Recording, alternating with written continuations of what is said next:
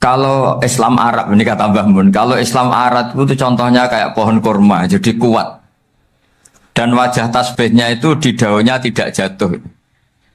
Tapi kalau Islam Indonesia kata Mbah Mun itu kayak padi, jadi ya agak doyong-doyong sedikit gitu. Jadi untuk menghadapi angin besar itu pilihannya dua, Anda kekar kayak kurma atau fleksibel kayak padi. Jadi ya doyong-doyong sithik gitu ya.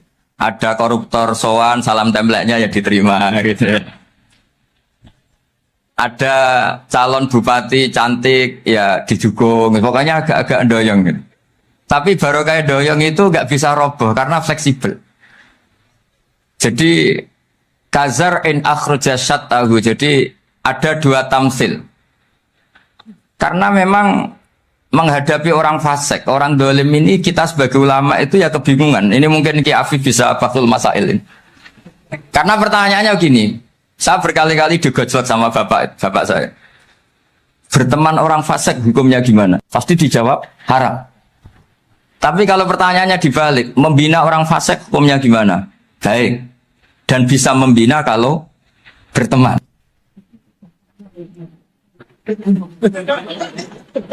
Makanya Gus Azaim pernah bikin seni deh, muktamar seni. Anggap saja madhabnya seperti itu gitu. Jadi ya agak doyong-doyong sedikit. Masa ketop berteman orang yang macam-macam, tapi itu fleksibel.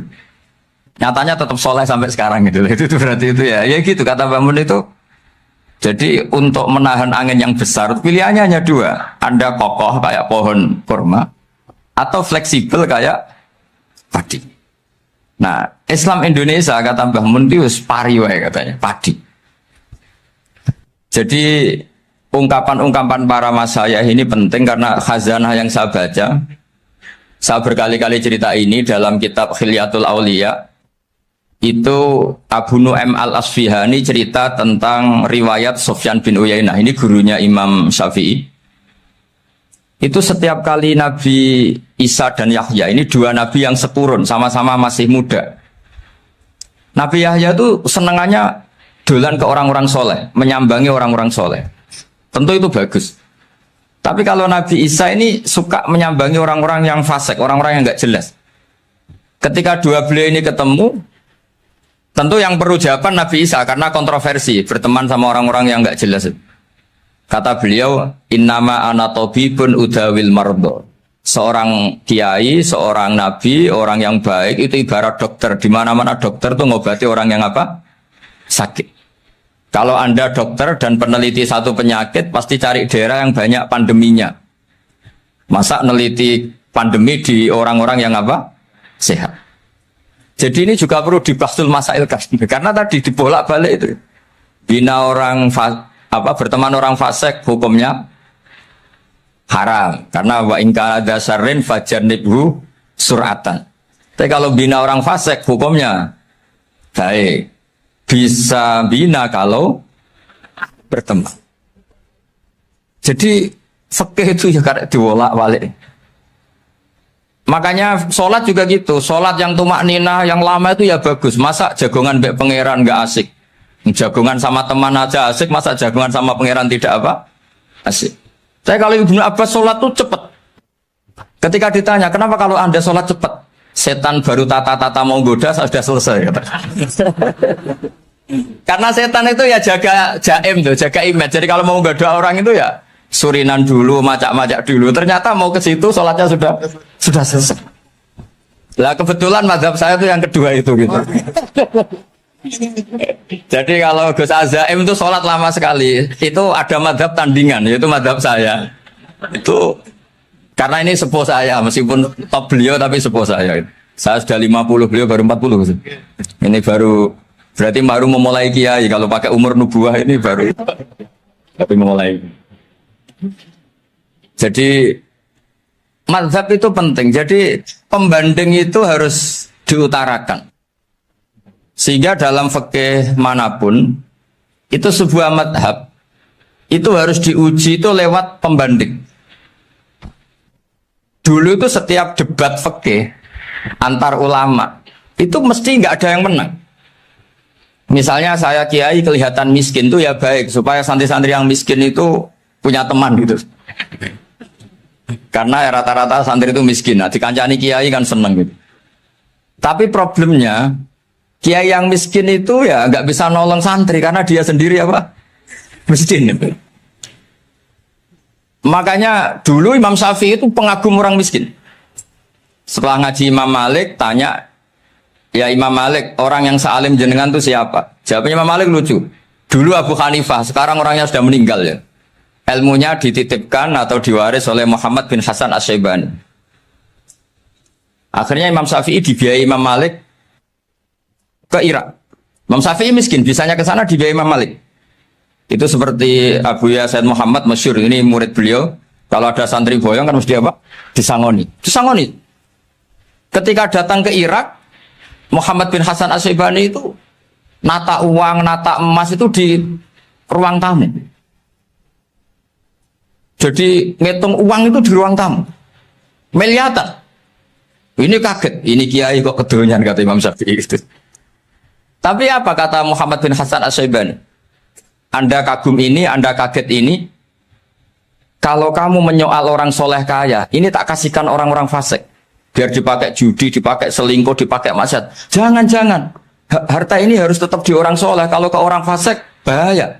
Berarti kiai boleh kaya. Boleh-boleh. Semenjak itu ada gerakan kiai kudu sugih. Ya ada yang kesampaian, ada yang enggak gitu saja. Tapi karena kalau pakai logika fikih, harta itu fitnah. Oke, seakan-akan harta itu masalah.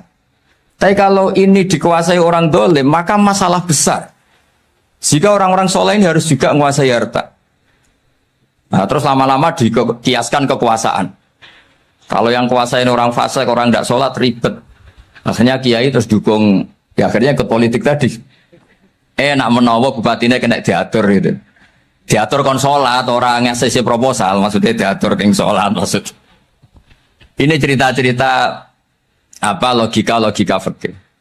Makanya saya sering ngaji kitab-kitab itu, diantara yang saya suka adalah ada dialog besar yang terjadi di antara orang-orang pilihan, termasuk bahkan di antara para nabi dan Tuhan. Jadi unik. Allah sendiri kadang mengajari kecerdasan para nabi itu ya lewat dialog. Masyhur itu, Nabi Ibrahim itu punya ruang khusus untuk sholat dan tidak boleh siapapun masuk situ. Tahu-tahu ada yang sudah di situ. Beliau membuka, kaget. Siapa memberi izin ke kamu yang punya rumah ini? Saya yang punya rumah dan saya tidak memberi izin kamu. Yang memberi izin saya itu yang punya saya, kamu dan rumah ini. Yaitu Allah Ta'ala katanya. Wah berarti kamu malaikat dong? Iya saya malaikat Israel. Disuruh nyabut nyawa kamu.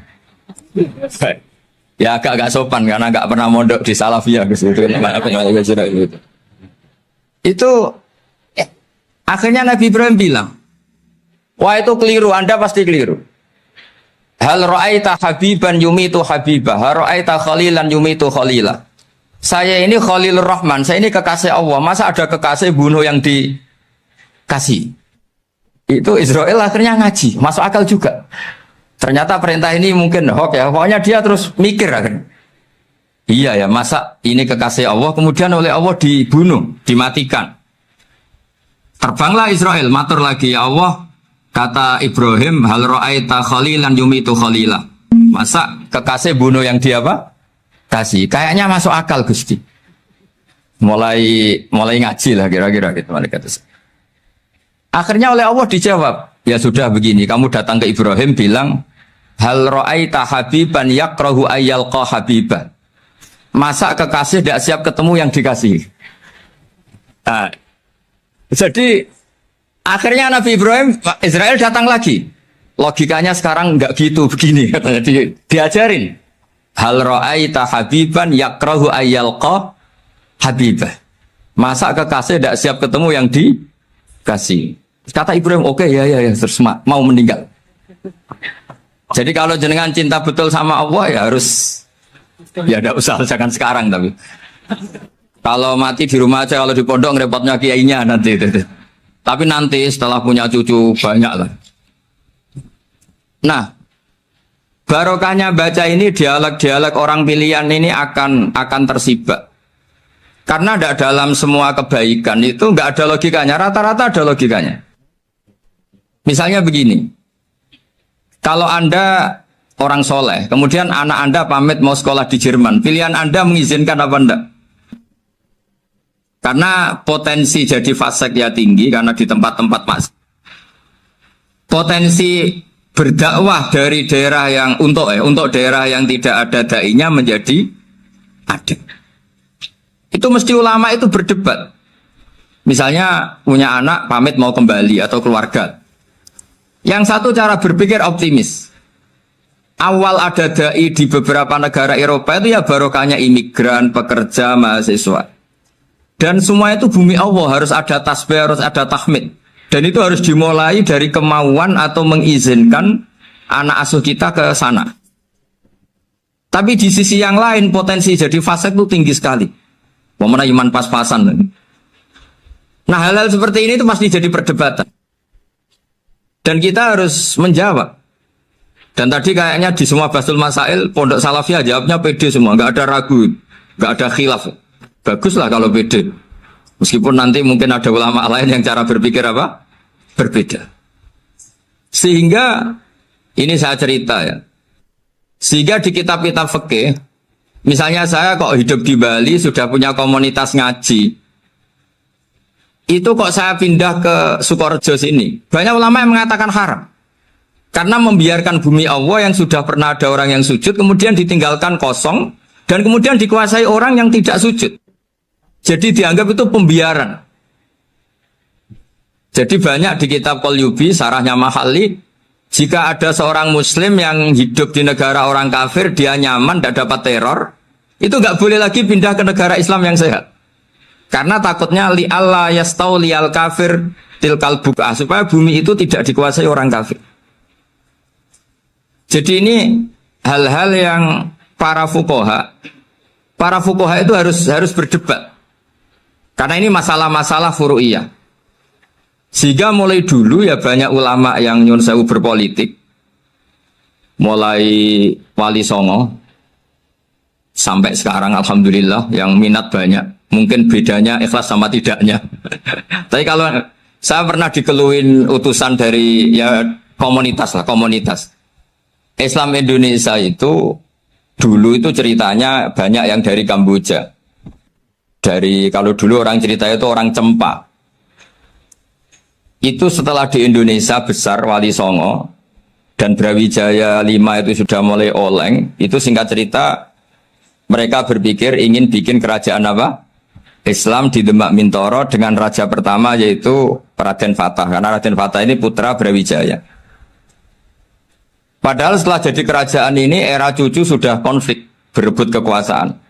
Akhirnya sampai jadi Jipang, jadi Jogja, jadi Solo dan seterusnya. Tapi kata Mbah Mun itu tetap barokah. Kata. Karena orang Islam terus terbiasa mimpin. Sekeliru-keliru sidik, pokoknya orang Islam biasa mimpin. Sehingga zaman Mbah Hashim ya sudah mimpin Masumi, zaman Ki As'ad pengaruhnya besar. Sampai sekarang Kiai-Kiai pengaruhnya besar. Nah barokahnya Kiai-Kiai pengaruh besar ini sampai moral jadi ukuran. Misalnya sekarang ada calon bupati kok nggak sholat, itu pasti kalah. Jadi sholat itu jadi tolok ukur untuk calon apa? Bupati. Meskipun mungkin punya efek pura-pura sholat, tapi nggak apa-apa lah. Sementing moral ini jadi ukuran. Sementara yang di Thailand, di Patani, itu karena dulu pelajarannya tasawuf, itu orang nggak ambisi mimpin dunia. Tahu-tahu dipimpin. Dan akhirnya nyuwun sewu ya saake Islam-Islam yang dulu terlalu tasawuf karena nggak punya pengalaman memimpin, akhirnya lazimnya konsekuensinya hanya dipimpin. Tapi Islam Indonesia beda, karena kulino mimpin itu akhirnya dari orang Islam biasa menjadi Islam yang sholat sampai Islam yang bisa ngaji itu bisa mimpin negara. Tentu yang paling populer dimulai Gus Dur. Jadi ini sesuatu yang barokahnya istihad para kiai, sementing Islam kulino mimpin. Sehingga di Indonesia itu barokahnya itu, kebaikan itu jadi tolok ukur. Ada orang kok terkenal koruptor, atau terkenal nyuwun sewu selingkuh, atau terkenal apa, itu pasti tidak jadi. Karena moral itu menjadi tolok ukur. Dan itu adalah politik para kiai. Jadi ini saya cerita, dan itu negara juga akhirnya untung karena seleksi agama sama negara itu sama-sama kiai ya bilang negara harus dipimpin orang soleh, negara juga bilang seperti itu. Nah, ketokohan-ketokohan para beliau-beliau ini yang maulah bekerja sama dengan Umarok. Kita tahu dulu Pak Harto ya rawuh ke sini ketika Muktamar 84, rawuh ke Ki As'ad, ketika mau kembali ke Khittah juga dirembuk oleh ulama dan Umarok. Dan akhirnya ini menjadi negara yang alhamdulillah semoga selalu menuju baldatun thayyibatu wa rabbun ghafur. Nah, kemudian di sini saya tabarruk dengan Said Muhammad, gurunya Kiai Haji Azaim. Saya mau cerita tentang amaliyah tadi. Saya sebetulnya nggak niat bacakan bab itu, gara-gara ada khataman jumlahnya banyak saya jadi pusing. Ini panitianya tanya, khatam betul apa enggak? Iya, Gus, khatam betul. Tapi kayaknya saya tidak yakin itu. Karena saya ini kan dari pondok tahfidz itu.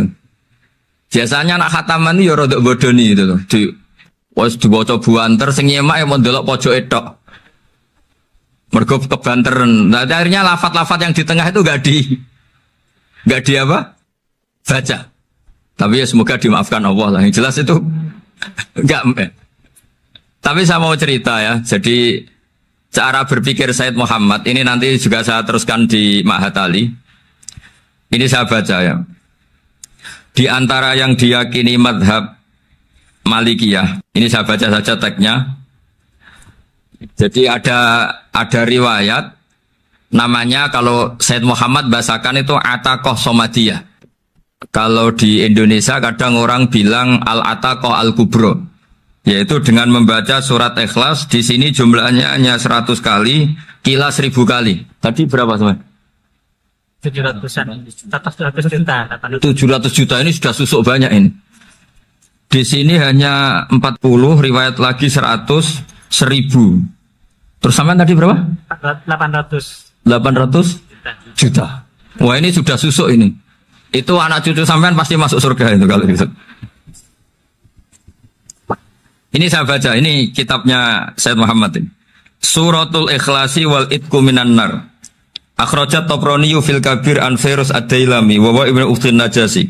Waqad khadaman Nabiyya sallallahu alaihi wasallam. Orang ini jadi khadimnya Nabi. Qala Rasulullah sallallahu alaihi wasallam, "Man qara'a qul huwallahu ahad mi'ata marratin fi shalat ghairiha kataballahu lahu bara'atan minan nar." Ini hanya berapa ini? Mi'ata marrah. Berarti kalau satu orang itu cukup 100. Tadi sudah untuk 7 turunan tadi, untuk orang berapa? Ya, untuk 7 turunan cukup ya? Untuk 7 turunan. Ya sudah susuk ini, sudah susuk ini. Duh, ribet ini. Nah, ini tak cari pembenarannya, ini supaya keren. Ini di halaman 188 Abwabul Farad. Warwa Ibrahim bin Muhammad al-Khiyari fi fawaitihi an Hudzaifah marfu'an. Man qara'a qul huwallahu ahad alfa marratin faqad ishtara nafsahu minallah. Berarti 100, ada riwayat lagi 1000. Nanti tak carikan lagi yang berapa? 1 miliar. Jangan banyak-banyak. Nah, ini saya baca ya. Wa hadzal adatu huwa al-ma'rufu bi ataqatis somadiyah. Waqat nasso jama'atun mutaakhiril malikiyah ala istihbabi ataqatis somadiyah. Wa haddu ala qiraatiha wa istimaliha. Minhum Asy-Syaikh Abdus Salam Al-Asmar, saat terus ini. Jadi kullu haula'i istahabbu ataqatas somadiyah ma'atirafi ba'dihim kal Misnawi bi syiddati du'fi hadisiha. I'timadan ala anna hadza minal fadha'il allati yutasahalu fiha. Faman sa'a yasta'milaha raja'a husula ma fiha fala ba'sa bidzalik. Ala syarti alla ya'taqida thubuta dzalika anin nabi sallallahu alaihi wasallam hatta la yaqa fil kitsbi alaihi. Jadi intinya itu silahkan Anda bikin jumlah sesuai versi Anda. Yang penting Anda jangan kampanye kalau itu perintah Kanjeng Nabi Muhammad sallallahu alaihi wasallam. Karena kalau kamu atasnamakan Nabi kemudian jumlahnya sampai 800 berapa? 800 juta, berarti Nabi mengajarkan masyaqqah pada umatnya. Jadi cukup yang riwayat itu di sini hanya 100 sama 1000. Jadi kalau jumlah tadi untuk 7 apa? Turunan. Jadi kamu harus ditutup dengan doa, ya Allah, semua itu bukan untuk saya tapi untuk 7 turunan. Tolong catat ya Allah. Karena Jadi artinya gini loh ya, orang Indonesia yang sering mempraktekkan atakosomadiyah itu bukan tanpa dalil. Ternyata dalam madzhab Maliki, saya masih ingat ketika mbah saya kandung, bapaknya bapak, asmane Mbah Nur Syam, itu wasiatnya minta dibacakan 4.000. Yang baca pas itu ya bapak sama anak-anaknya. Dan kemudian alhamdulillah zaman akhir itu mulai agak ngawur. Kalau ada acara itu wong liya kon maca anake mlebu metu gak melok maca. Itu keliru, saya jamin itu keliru. Saya sering kalau mimpin di rumah, kalau yasinan di tonggo-tonggo kok anaknya gak maca saya keluar. Bapakmu wong liya kon maca kata saya gitu. Jadi itu menurut saya itu yang jelas saya sampai ngisi begini. Yang ada riwayatnya itu idza mata ibnu adam min qata amaluhu illa min salasin shadaqatin jariyah au ilmin yuntafa'u bi aw waladin sholihin yatullah. Itu tidak ada di hadis au kiyayin sholihin yatullah. Yang ada itu awaladin apa? Sholihin. Jadi anaknya harus ikut. Kalau tidak ada usah kata. Akhirnya anaknya dawuh tinggi Gus nggih. Akhirnya tak kei jagung paling akeh kula mendet sithik. Wong aku ora anake kok. Kadang-kadang enggak, orang lain baca buahnya, anaknya mau melebu metu, mau enggak no tamu, mbek rokokan. Ini harus ditobatkan itu. Keliru itu. Karena nasnya bukan awkiyayin solihin, tapi awaladin solihin. Ini bukan provokator, ini memang ya harus seperti itu. Nah terus tentang tadi la ilaha illallah yang didawahkan Gus Azaim. La ilaha illallah itu penting sekali, cuma saya mohon itu dielmoni lah. Jadi dulu kalimat ini menjadi spesial karena dielmoni, karena dimulai dari fa'lam annahu la ilaha illallah. Terusannya ayat tuh wastaghfir li dzambika walil mu'minina wal mu'minat. Saya ulang lagi ya. Terusannya ayat tuh wastaghfir li dzambika walil mu'minina wal mu'minat. Makanya menurut mazhab Sadili, kamu disuruh baca la ilaha illallah dulu, jangan istighfar dulu. Saya ulang lagi ya. Dalam mazhab Sadiliyah itu la ilaha illallah dulu, nggak boleh istighfar dulu. Alasannya masuk akal. Orang yang kafir 70 tahun itu sekali baca la ilaha illallah itu langsung yughfar lahum ma qad salaf. Sehingga la ilaha illallah sendiri sudah punya kekuatan supaya dosa kita diampuni. Qul lil ladzina kafaru iyantahu yughfar lahum ma qad salaf. Cara menghentikan kekafiran gimana? Dia melafadzkan la ilaha illallah. Ini kalimat yang begitu saktinya sampai orang yang kafir puluhan tahun itu dosanya semuanya terhapus hanya karena melafadzkan la ilaha illallah. Nah, makanya kata Abdul Hasan Asadili wastaghfir li dzambika ay bihadil kalimah. Seseorang sah diistighfar itu kalau melafadzkan la ilaha illallah. Misalnya ada orang kafir mati kafir, sah enggak anak cucunya mengistighfari dia? Tidak sah karena belum melafatkan la ilaha illallah. Makanya kata Abu Hasan Asyadili wastaghfir li dzambika ay bihadil kalimah. Sehingga lafaz ini spesial betul. Tapi kadang-kadang beberapa mursyid cara berpikir lain. Ini kalimat thayyibah harus dibaca orang suci sehingga mendahulukan apa? Istighfar. Untuk supaya pas melafatkan kalimat thayyibah sudah dalam keadaan apa? Suci. Itu juga masuk akal. Tapi secara meyakinkan saya sendiri lebih mengikuti manhajnya Abil Hasan Asyadili karena alasannya tadi yang kafir puluhan tahun saja langsung luntur dosanya karena melafadzkan la ilaha illallah. Artinya la ilaha illallah sendiri sudah bagian dari istighfar. Nah, ya tadi buktinya fa'lam annahu la ilaha illallah terus wastaghfir li dzambika walil mu'minina. Jadi orang sah diistighfari itu setelah dipastikan sah tauhidnya. Jadi setelah tauhidnya sah yaitu la ilaha illallah baru sah apa? Diistighfari. Sehingga orang kafir, seolah lagi orang kafir yang mati kafir, anak cucunya tidak boleh apa? Tidak boleh menistighfar. Terus saran saya kedua, la ilaha illallah itu filosofinya itu nafyun li uluhiyati ghairillah wa isbatun li uluhiyatillah wahdah. Filosofi la ilaha illallah itu gimana? Menafikan semua selain Allah itu tidak Tuhan dan hanya menuhankan Allah semata. Nah itu caranya gimana? Caranya kita harus terbiasa ini karena tadi saya dibilangin panitia ini rata-rata mustameknya atau mustamiatnya ini santri. Caranya gimana? Dilatih pakai logika. Saya berkali-kali cerita kalau ngaji, saya sekaligus kampanye. Allah itu Tuhan yang begitu fair. Untuk menjadi Tuhan, Allah mempersilahkan, ada kualifikasi Tuhan. Jadi boleh, dikompetisikan itu boleh, kata Allah. Gak apa-apa kamu ngaku Tuhan gitu, kata Allah. Tapi nak ngaku pangeran itu paling gak ya direputasi lah, ada verifikasinya. Dimulai dari apa? Ya kalau jadi Tuhan itu setidaknya bikin langit bumi lah, aturannya gitu.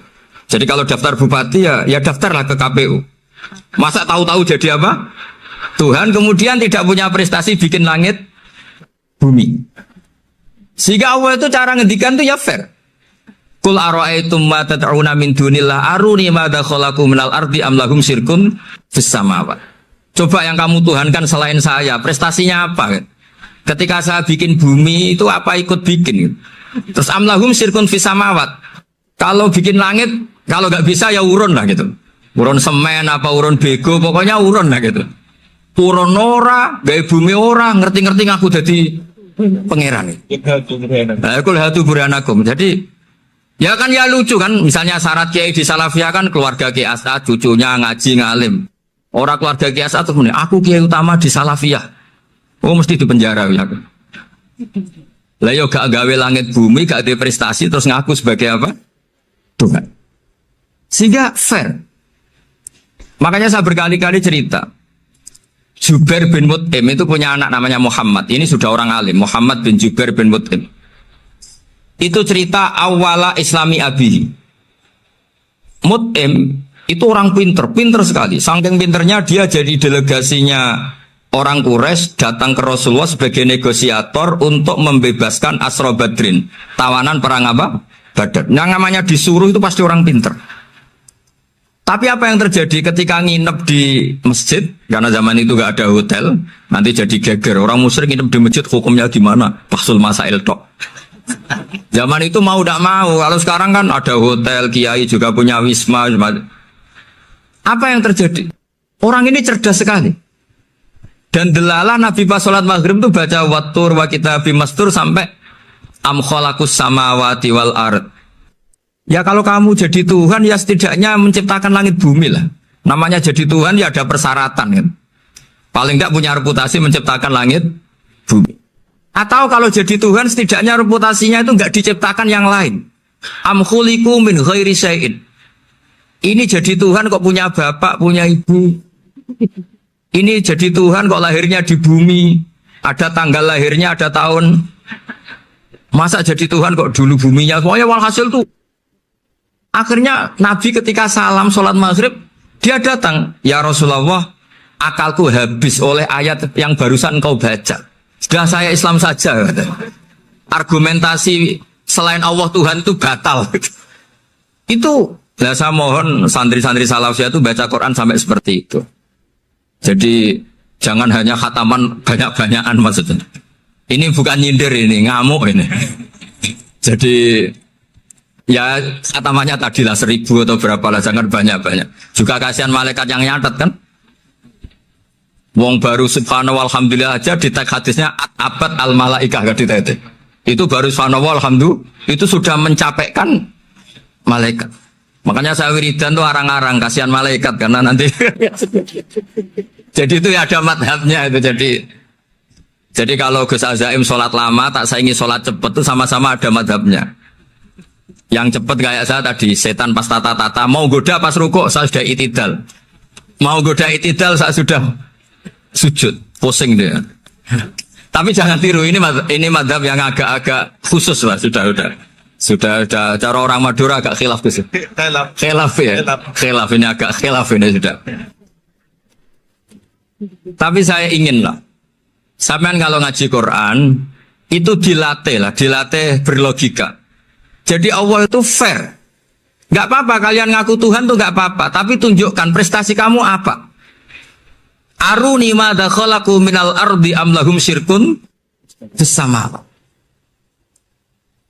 Am khalaqus samawati wal ard. Diulang lagi am khuliqu min ghairi syai'in. Setidaknya kalau jadi Tuhan itu ya enggak butuh yang lain lah. Masa jadi Tuhan kok wujudnya saja butuh orang lain, butuh bumi, eksistensinya butuh makan, butuh minum. Makanya Allah cara meniadakan uluhiyah selainnya itu Allah itu redaksinya itu mengena sekali. Yaitu tadi dengan cara-cara seperti itu. Sebagian ayat disebutkan ma asyattuhum khalqas samawati wal ardi wala khalqa anfusihim. Wong Tuhan kok enggak punya reputasi bikin langit, bikin bumi, bahkan untuk menciptakan dirinya sendiri saja enggak bisa. Ya sudahlah, kamu enggak usah ngaku Tuhan, enggak level kata tahu gitu. Akhirnya terus ditemukan Tuhan yang sejati, yaitu wal awwalu wal akhiru wal dhahiru wal batin. Nah, itu yang Mut'im ini tadi termasuk orang yang sangat cerdas sekali. Padahal itu bacanya bukan pas basul masail, enggak. Nabi pas sholat maghrib. Juga bukan pas ceramah, enggak. Tapi itu didengarkan. Makanya termasuk ini spesial untuk hormat saya kepada Ki As'ad. Makanya saya ini kalau mentasjik santri-santri, ini agak sensitif, tapi sudah saya tidak perlu takut fitnah. Saya termasuk kenapa saya ingin jadi ahli tafsir, tentu yang membentuk itu Mbah Maimun dan bapak saya. Bapak saya itu hafal Quran kayak hafal Fatihah. Saking senangnya Quran itu. Mungkin bisa kamu saingi itu.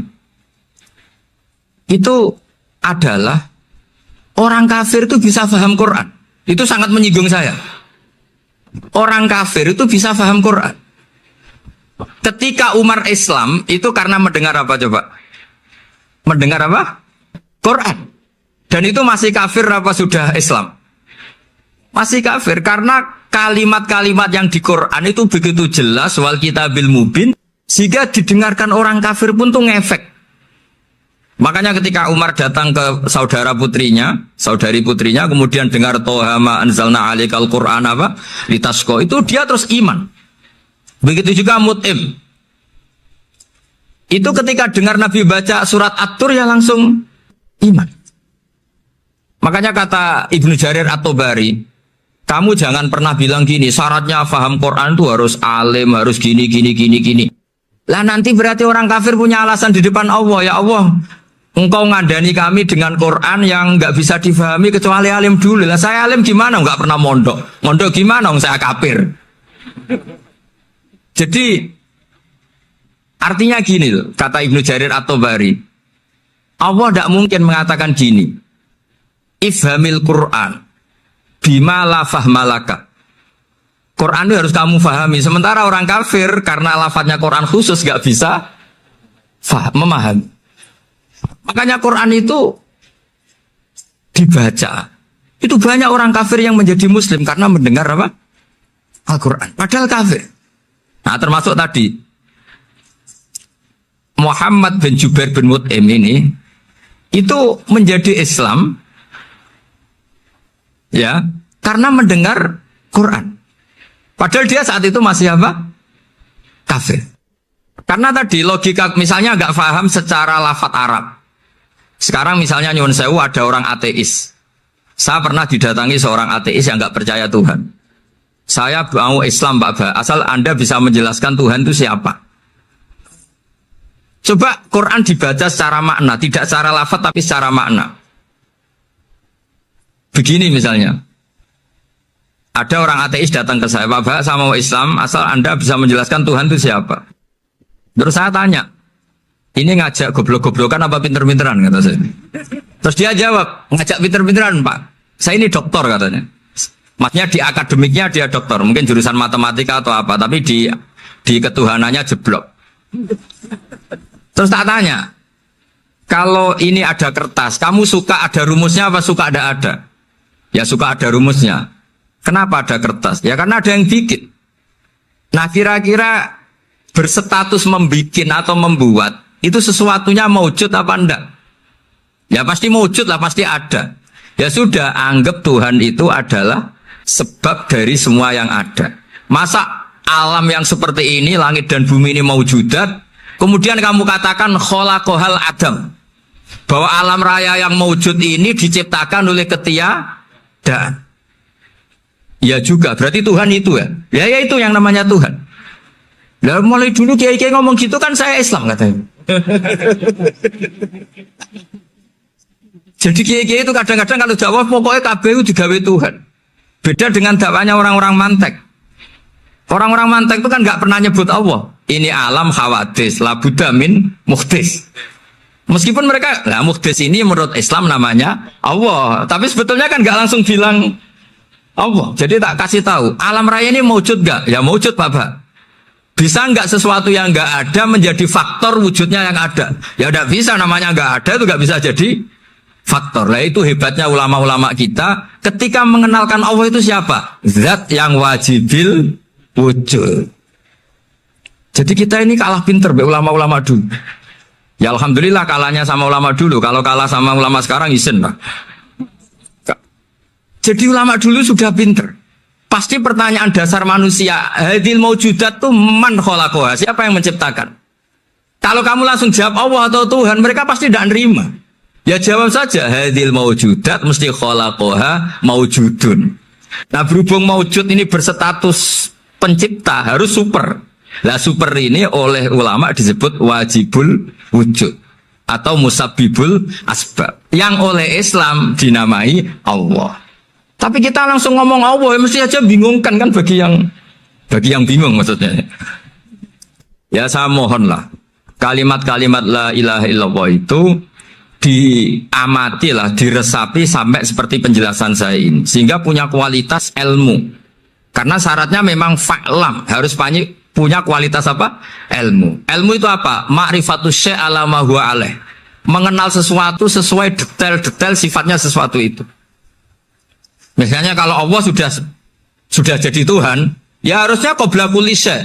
Masa Tuhan sama yang dituhani wujudnya dulu yang dituhani? Ditemukanlah sifat awal atau qadim. Makanya benar Gus Azaim tadi, kalau sudah bertauhid harus hafal akidah berapa khamsin. Dimulai apa? Wujud.